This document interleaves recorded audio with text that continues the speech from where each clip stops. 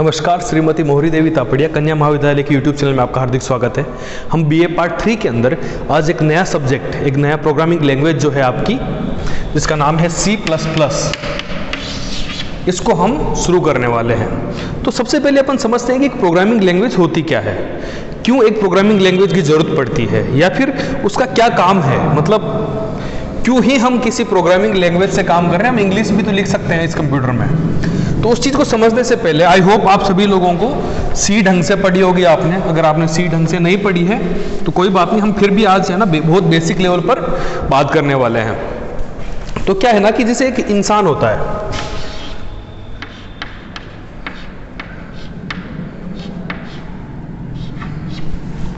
उसको इंग्लिश, हिंदी या फिर तमिल या फिर एक कोई भी लैंग्वेज, फ्रेंच, जर्मन, ये सब समझ में आती है। वैसे ही एक जो सिस्टम होता है कंप्यूटर,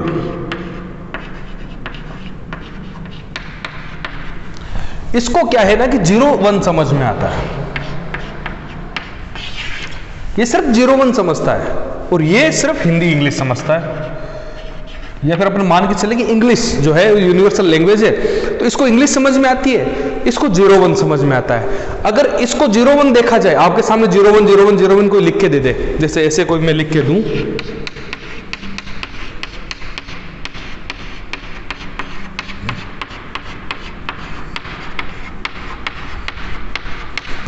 ये अगर मैंने आपको लिख दिया तो आपको कुछ समझ में नहीं आएगा कि क्या मतलब, कुछ समझ में ही नहीं आ रहा। ठीक इसी प्रकार अगर मैं कंप्यूटर को लिख के बोलूं हेलो, तो ये उसको समझ में नहीं आएगा। तो हमने क्या किया कि हमने कुछ बीच में दो चीजें बना दी। भाई अगर सोच के देखो कि एक ऐसी लैंग्वेज है जो मेरे समझ में नहीं आती पर मुझे वो समझ नहीं है। जैसे एक चाइनीज बंदा है, तो चाइनीज के पास जाऊंगा, मैं उससे बात करूंगा, वो चाइनीज बोलता है, मैं हिंदी बोलता हूं, हम दोनों को ही समझ में नहीं आ रही। तो मैं क्या करूंगा, एक ट्रांसलेटर का यूज लूंगा। ट्रांसलेटर कौन सा होता है, जो भाषा को बदलता है, द्विभाषा जिसे कहते हैं, जिसको दो भाषाओं का ज्ञान होता है। उसको चाइनीज भी आती है, उसको हिंदी भी आती है। जब मैं हिंदी बोलूंगा तो वो उसको चाइनीज में कन्वर्ट करके बोलेगा, और जब वो चाइनीज बोलेगा तो वो उस चीज को हिंदी में कन्वर्ट करके मेरे को बताएगा। तो ठीक उसी प्रकार यहां पर 3 टाइप की चीजें होती है, असेंबलर, कंपाइलर और इंटरप्रेटर। ये जो है वो इसके बीच में काम करते हैं, और जो है जो आप इस लैंग्वेज को बोलते हैं उसको कन्वर्ट करते हैं। पर उसके लिए भी इन सब चीजों को, इंटरप्रेटर या फिर असेंबलर या फिर कंपाइलर, इनको भी अगर कमांड कुछ देना है तो हम क्या करते हैं, कुछ प्रोग्रामिंग भाषाओं का यूज लेते हैं। हम एक सर्टेन टाइप ऑफ अमाउंट में भी दे सकते हैं, मतलब ऐसा तो नहीं है कि उसको आप कुछ भी जाके बोलोगे और वो काम कर देगा। हर चीज का एक तरीका होता है। वो जो तरीका होता है वो उस ढंग से, जिस ढंग से हम उस चीज को वहां पर देते हैं, उसके अंदर आती है प्रोग्रामिंग लैंग्वेज, जिसके अंदर C और C++ जो है आपका सब्जेक्ट का हिस्सा है। आपने सेकेंड ईयर के अंदर C जरूर पढ़ी होगी, अब हम C++ पढ़ेंगे। तो इसमें क्या होता है, जब ये इंसान C++ लैंग्वेज में कैसे लिखता है, जैसे हमें समझ में आती है। जैसे अपन बात करते हैं कि इंपोर्ट का अगर अपन टैग यूज ले रहे हैं, या फिर मैं अगर बात करूं आपके कि सी आउट या सी इन की बात करता हूं, तो वो जो है वो हिंदी में लिखा, सॉरी इंग्लिश में लिखा हुआ है, जो मुझे समझ में आ रही है। फिर वो कंपाइलर के अंदर जाती है, तो वो जो होता है उस कोड को कंपाइल करता है। कंपाइल करता है मतलब उसको इस लायक बनाता है कि कंप्यूटर उसको समझ पाए। फिर वो कंपाइलर के बाद में चीज कंप्यूटर के पास जाती है, और कंप्यूटर उस भाषा को समझ पाता है कि इस इंसान ने इस कंप्यूटर को क्या करने को कहा था। जैसे मैं बात करूं, मुझे 1+1 ये देखना है कि 1+1 कितना होता है, तो मैं उसका प्रोग्राम बनाऊंगा C++ में, कंपाइल करूंगा इस चीज को। जब कंप्यूटर के पास जाएगा तो उसको प्रोसेस करेगा और वो बना के देगा 1+1 = 2।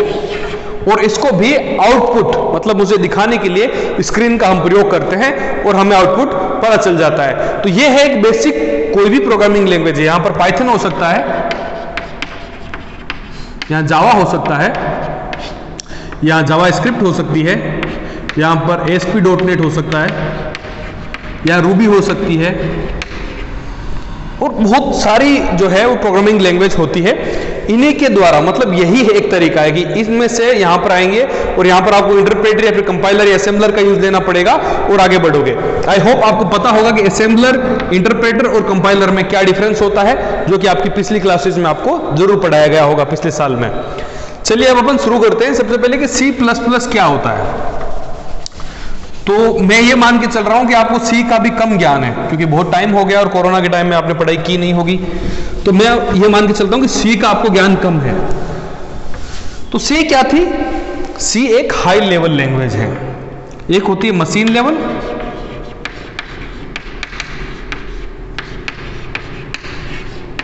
ठीक है, machine level.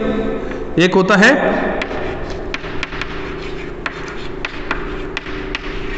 High level. Machine level language किसे कहते हैं? जिसके अंदर आप 0 या 1 का प्रयोग करते हैं। जिसके अंदर क्या करते हैं आप? 0 या 1 का प्रयोग करते हुए। जो सोच के देखोगे, जब सबसे पहले कंप्यूटर बना होगा तब उसको जो कमांड दिए जाते होंगे वो 0-1 की सहायता से ही दिए गए थे।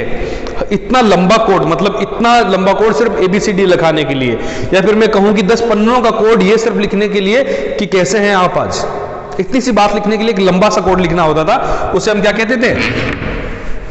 मशीन लेवल का 0-1। अब जब अपन बात करते हैं हाई लेवल की, इसके अंदर बीच में भी होते हैं, उनकी अपन डिस्कस नहीं करेंगे, अपन सी की बात कर रहे हैं। तो हाई लेवल लैंग्वेज में क्या होता है? जिसके अंदर आप इंग्लिश भाषा का प्रयोग करते हो। इंग्लिश भाषा का कैसे प्रयोग करते हो आप? जैसे आप कर रहे हो सी इन या सी आउट, या फिर आप प्रिंटफ,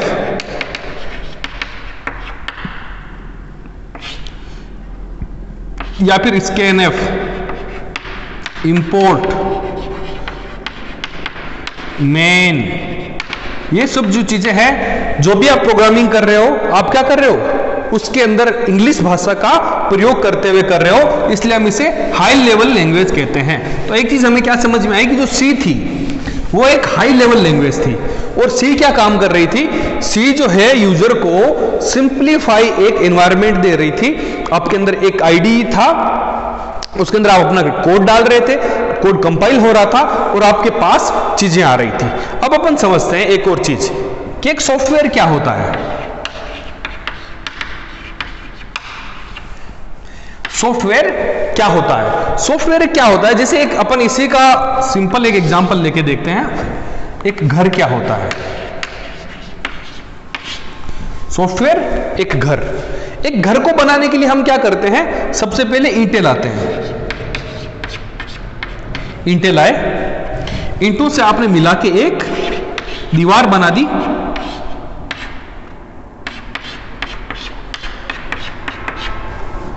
और बहुत सारी दीवारों ने मिलकर क्या किया? एक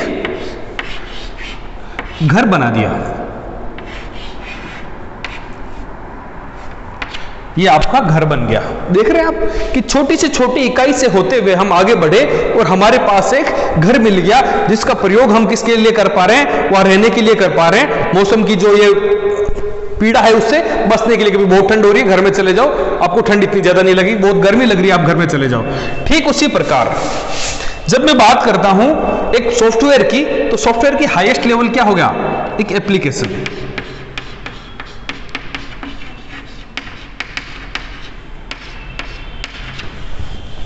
ये हो गया यहां पर कोड। कोड जो है वो मिलकर क्या बनाता है आपको? जैसे आपने बहुत सारा कोड, जैसे प्रिंटफ, स्कैनफ, एक प्रोग्राम के अंदर बहुत बार यूज लिया। आपने वेरिएबल्स का यूज लिया अलग अलग, आपने हर चीज का यूज लेते हुए आपने एक कोड लिख दिया। वो कोड आपके क्या बनाता है? प्रोग्राम बना दिया। और ये प्रोग्राम जो है वो मिलकर क्या बनाते हैं?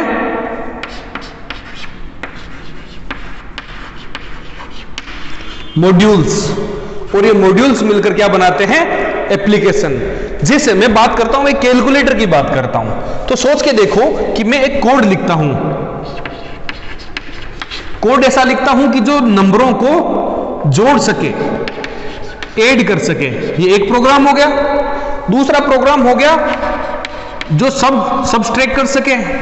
तीसरा प्रोग्राम हो गया जो मल्टीप्लाई कर सके। चौथा प्रोग्राम हो गया जो डिवाइड कर सके। पांचवा प्रोग्राम हो गया जो मोड निकाल सके। अगर अपन बेसिक एक उसकी बात करें तो ये क्या हो गया आपका, ये हो गया आपका जनरल मैथमेटिक्स। ये क्या हो गया, जैसे एक हो गया परसेंटेज निकालने वाला मोड जो होता है, मॉड्यूलर जो होता है वो अलग पार्ट होता है। इसके अंदर जैसे मैंने एक कोस थीटा निकालने वाला डाल दिया, एक टेन थीटा वाला डाल दिया, और अपन बेसिक बात कर रहे हैं। ये हो गया, ये एक हो गया एडवांस मैथ्स। अब क्या है, ये कोड से मिलकर हमने बनाया ये अलग अलग प्रोग्राम, तो ये प्रोग्राम बन गए। अब इनका हमने क्या बना दिया, मॉड्यूल्स बना दिए कि एडवांस मैथमेटिक्स में ये प्रोग्राम है, जनरल मैथमेटिक्स के ये प्रोग्राम है। जब इनको मैं सबको एक साथ रखता हूं तो मेरे पास एक कैलकुलेटर बन जाता है, जिसके अंदर अगर मैं प्लस का साइन क्लिक करता हूं तो वो मेरे को ऐड करके देता है, जब मैं माइनस का साइन क्लिक करता हूं तो मुझे घटा के देता है, जब मैं बात मल्टीप्लाई या फिर गुणा के साइन को करता हूं तो मुझे गुणा करके देता है, जब मैं डिवाइड वाले के ऊपर करता हूं तो मुझे भाग लगा के देता है, जब मैं मोड करके देता हूं तो मुझे शेषफल ज्ञात करके देता है, जब मैं कोस थीटा या टेन थीटा का करता हूं तो मुझे उस वैल्यू का कोस थीटा या टेन थीटा निकाल के देता है। तो आपने देखा कि किस प्रकार से छोटा छोटा जो कोड होता है वो मिलकर अपना एक एप्लीकेशन सॉफ्टवेयर बनाता है। यह था आपका बेसिकली प्रोग्राम की जानकारी। सी जो है वो आपके इसी प्रकार की प्रोग्रामिंग है, हाई लेवल की है, उसके अंदर कुछ कमियां थी जिसके चलते हमें C++ की आवश्यकता पड़ी। वो किस प्रकार से पड़ी उसके लिए बारे में हम अभी चर्चा करते हैं। आपकी किताब के अंदर अब मैं सबसे पहले पढ़ना शुरू करता हूं, जो कि आपके C++ का इंट्रोडक्शन दिया हुआ है, और अपन समझते हैं कि वो किस प्रकार से जाता है। बॉर्न स्टाफ ने उन कंप्यूटर वैज्ञानिकों में से एक थे जिन्होंने सन 1983 में C++ लैंग्वेज विकसित की थी। तो इसका क्या कहेंगे हम कि इसको शुरुआत किसने की, बार्ने स्ट्रॉस्ट्रेप, ठीक है। उन्होंने बेल लेबोरेटरी जो है वो अमेरिका में है, जिसने सी को भी विकसित किया था। 1979 में इस लैंग्वेज पर कार्य करना प्रारंभ कर दिया था। लगभग 10 साल लगे थे उनको इसके ऊपर लैंग्वेज को डेवलप करने में, विकसित करने के लिए। सिमुला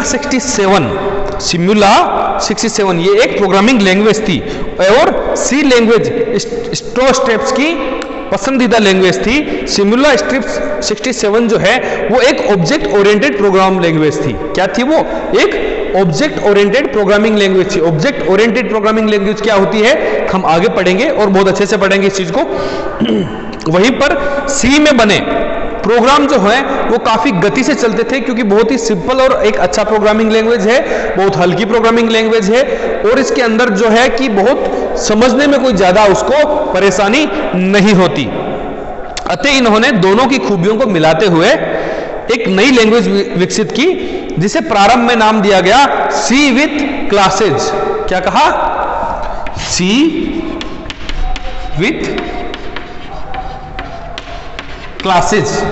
तो क्या हो गया, हमारे पास एक नई लैंग्वेज आ गई जिसका नाम है सी विथ क्लासेज, जो कि सी और सिमुला 67 दोनों से मिलकर बनी थी।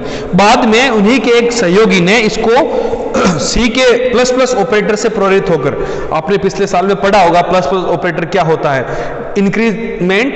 इंक्रीमेंटल ऑपरेटर कहा जाता है इसको। ये इससे प्रेरित होकर इन्होंने इसको नाम C++ दिया। सन 1990 में इस लैंग्वेज को कुछ सुधार करते हुए ANSI तथा ISO स्टैंडर्ड कमेटी ने इसे अपना लिया। ANSI और ISO क्या होता है ये आपने फर्स्ट टर्म में जरूर पढ़ा होगा जब आप कोडिंग के बारे में बात कर रहे थे, जब आप स्टैंडर्ड्स के बारे में बात कर रहे थे। American national standard institute ANSI, American national standard institute ANSI की ऐसी ऑर्गेनाइजेशन है जो विभिन्न प्रकार के उत्पादों और सेवाओं के लिए के विकास को देखती है, कि वो देखती है कि यार क्या ये सच में काम के लायक बन चुका है।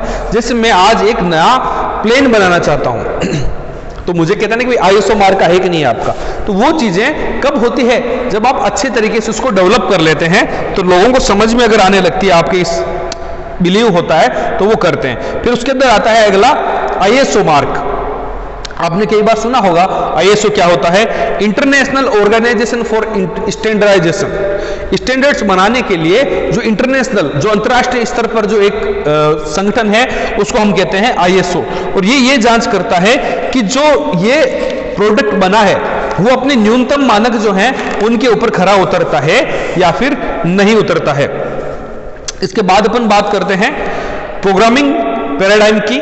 ये जो है वो हम आगे बात करेंगे कल से, क्योंकि ये थोड़ा थ्योरी का पार्ट है और आपको इसके अंदर बहुत सारी चीजें समझानी है।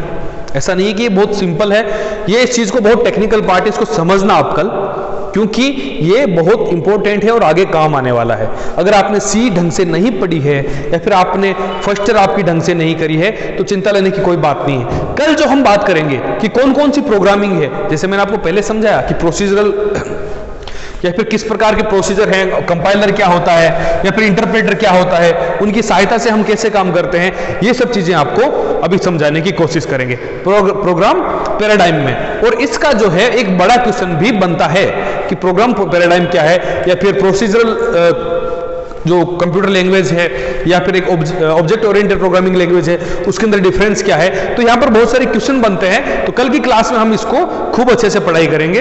एक और बात, आपके जल्द ही प्रैक्टिकल शुरू होने वाले हैं, तो उसके लिए आपको कॉलेज आना पड़ेगा। आपके जो बैच है उसका जल्द ही आपको बता दिया जाएगा, तो आप चिंता ना करें उस चीज की और खूब ढंग से तैयारी करें। मैं कोशिश करूंगा कि आप जो भी पढ़ के आ रहे हैं पहले से तैयार होके आएं, क्योंकि जब यहां पर आप आओगे तो मैं पूछने वाला हूं आपसे चीजें। बने रहें हमारे साथ, अपने इस चैनल को लाइक करें, शेयर करें, सब्सक्राइब करें, अपने स्वास्थ्य का खूब ध्यान रखिएगा। धन्यवाद, टेक केयर।